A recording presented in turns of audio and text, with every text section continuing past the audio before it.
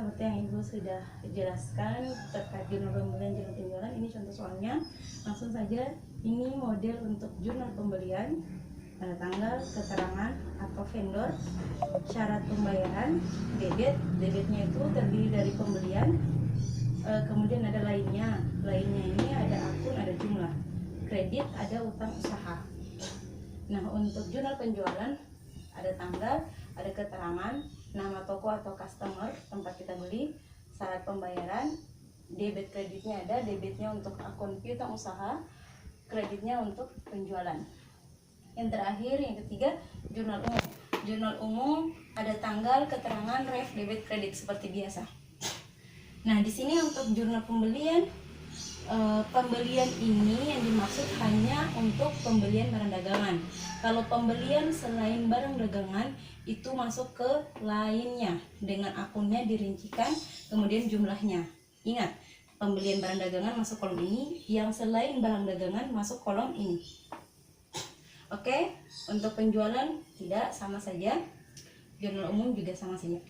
Nah, sekarang yang pertama untuk contoh soal nomor pertama. Tanggal 3 bulan 6. Soalnya itu pembelian barang dagangan dari toko Melati 6 juta dengan syarat 2/10 N/30. Silahkan lihat di catatannya.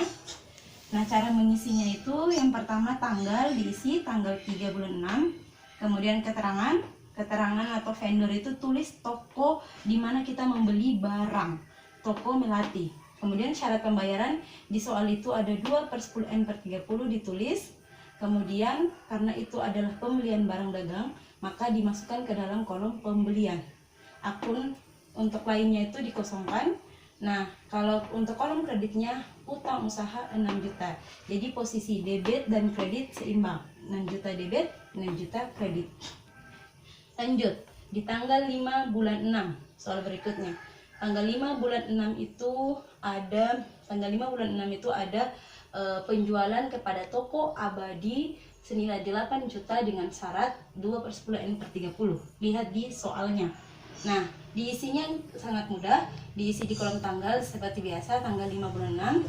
Keterangannya ini customer atau nama toko di mana kita menjual barang kita. Tulis toko Abadi, kemudian syarat pembayaran jika ada ditulis 2/10 N/30 ini karena ada. Kemudian di kolom debit itu akunnya adalah piutang usaha, nilainya 8 juta karena kita jualnya 8 juta dan jual menggunakan syarat pembayaran maupun membeli dengan menggunakan syarat pembayaran, artinya itu membeli secara kredit atau menjual secara kredit. Kemudian untuk penjualannya di bagian kolom kredit dimasukkan juga 8 juta, nilainya kan 8 juta. Oke, kolom debit 8 juta, kredit 8 juta, seimbang. Lanjut, untuk berikutnya itu di tanggal 9.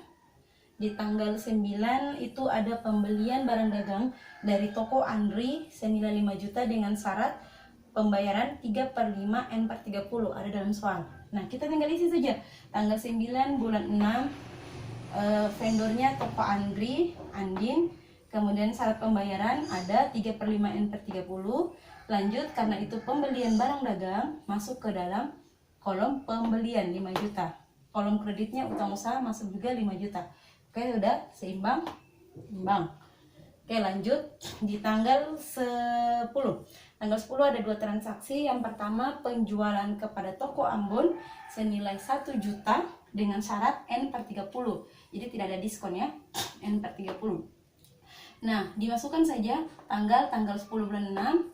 Keterangan atau customernya kita jual kepada toko Ambon, ada syarat pembayarannya ada, tapi hanya N/30. Kemudian untuk piutang usaha ada senilai 1 juta karena kita jualnya kredit, pasti karena ada syarat pembayaran. Kemudian penjualan di kredit nilai 1 juta biar seimbang antara debit dan kreditnya. Oke, bisa? Oke, kita lanjut. Di tanggal 10 ada 2 transaksi, kemudian ada transaksi pengembalian barang dagang yang telah kita beli dari toko Andin. Di tanggal 9 itu ada pengembalian barang dagang senilai 500.000 karena barang tersebut cacat. Ingat, kita membeli barang di toko Andin tapi barangnya cacat senilai 500.000, jadi kita kembalikan. Nah, kita karena itu dia masukkan ke dalam jurnal umum, tidak masuk dalam jurnal ini maupun jurnal ini. Jadi dimasukkan ke dalam jurnal ini. Oke, tanggal 10 bulan 6 tahun 2019. Karena ketika kita beli di toko Andin, lihat utang kita di posisi kredit bertambah 5 juta. Nah, ketika kita mengembalikan barang ke toko Andin, otomatis utang kita ini berkurang. Nah, kalau berkurang itu dia posisinya tadi di kredit dipindahkan ke debit. Utang usaha 500.000 dia posisi debit. Nah, akun pendampingnya adalah retur pembelian. Retur pembelian di kredit 500.000 rupiah. Oke, bisa? Oke, kita lanjut. Di tanggal 12. Tanggal 12 itu ada pembelian dari toko Intan, tapi pembeliannya itu pembelian peralatan dengan syarat 2/10/30 senilai 2 juta. Nah, kita masukkan seperti biasa tanggalnya, kemudian nama tokonya, syarat pembayarannya. Untuk kolom debitnya kita masukkan ke dalam kolom lainnya dengan akun peralatan, karena yang dibeli bukan pembelian barang dagang. Ingat, kalau dibeli pembelian barang dagang baru masukkan ke sini. Tapi kalau membeli selain barang dagang tapi secara kredit, dimasukkan ke dalam sini, kolom ini. Akunnya adalah peralatan, karena kita membeli peralatan, nilainya 2 juta. Kemudian utang usahanya 2 juta, biar seimbang antara posisi debit 2 juta, kredit 2 juta. Oke, bisa? Oke, kita lanjut. Di tanggal berikutnya, tanggal 15. Tanggal 15 itu kita membeli kembali dari toko Melati pembelian barang dagang dengan syarat pembayaran N/30 nilainya 1 juta. Nah, itu dimasukkan langsung. Tanggalnya 15, kemudian nama tokonya toko Melati, syarat pembayaran hanya N/30, tetap dikasih masuk N/30. Artinya jatuh tempo 30 hari, tidak ada diskon. Kemudian pembelian barang dagang masukkan ke kolom pembelian 1 juta. Selanjutnya utang usaha masukkan 1 juta. Oke, bisa? Kita lanjut di tanggal 25. Kita menjual kepada toko Jambi senilai 6 juta. Ada syarat pembayarannya 2/10/30. Tinggal dimasukkan tanggalnya 25 bulan 6. Customernya, nama toko yang kita jual, toko yang kita jual kepada mereka, toko Jambi. Syarat pembayaran 2/10/30. Akunnya itu piutang usaha 6 juta, karena kita jualnya 6 juta. Penjualan kredit 6 juta. Oke, yang berikutnya tanggal 26. Tanggal 26 itu ada pengembalian, penerimaan kembali barang yang telah kita jual senilai